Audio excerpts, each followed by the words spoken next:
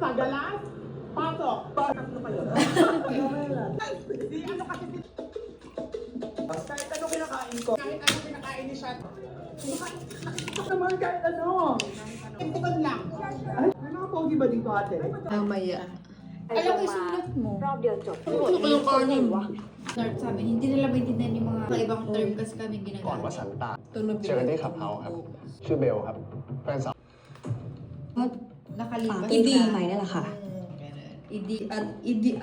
Idi Kalman. Kalman.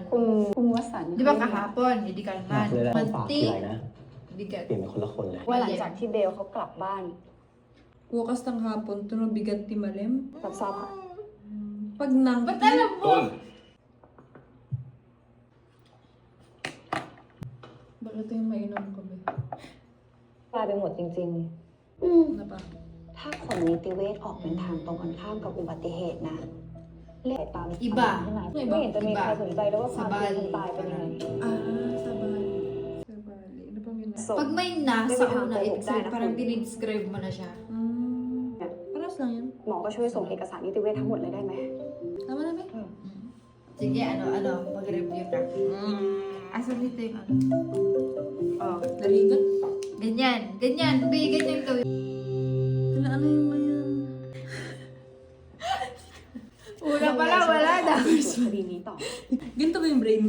คดีอาญาแบบนี้เราทำอะไรลุกๆไม่ได้ Nag-aaral lang Ilocano. โดนอยู่นะคะ Nanonood ng Thai. ได้แล้วด้วย คุณคิดว่าต่อเพื่อความยุติธรรมหรือว่าอยากได้หน้าผมไม่รู้ Ita-iisa yun. ที่จะไม่เอาความเดือดร้อนของตำรวจทั้งกองบังคับ Damdaman. Or tutta. Yun na lang gamitin mo. Total, sabado ka naman titira. กลับไปได้ปะวะ Ti Malem. Anong Tagalog? แฟนมึงนะเว้ยหน้าที่ของมึงเนี่ยคือมึงต้องดูแลแฟนมึงให้ดีดีวะ Ano kagabi? ดึกดื่นๆห้ามกลิ่นกับบ้านคนเดียว Rabi-i. กูถามจริงๆเลย ไปห้ามพวกมันสองคนเอง Meron pang etoy, detoy, aytoy. Iba-iba, Ben. Iba. เบลได้ใช้น้ำหอมวันนี้ไหมคะ ไม่ใช้ค่ะ Subali. แต่ว่าเราเจอน้ำหอมเนี้ยในรถของคุณวสันต์แต่ Sabali. สามีทางใช้น้ำหอมแบบนี้หรอก Sabali. น้ำหอมในรถนี่ Mahirap.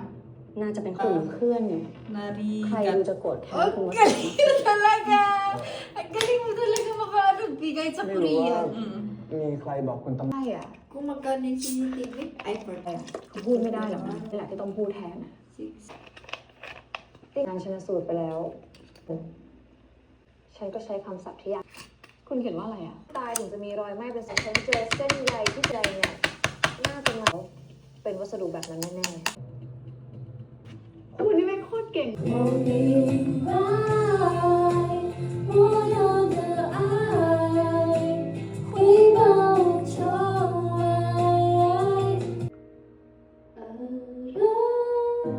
Be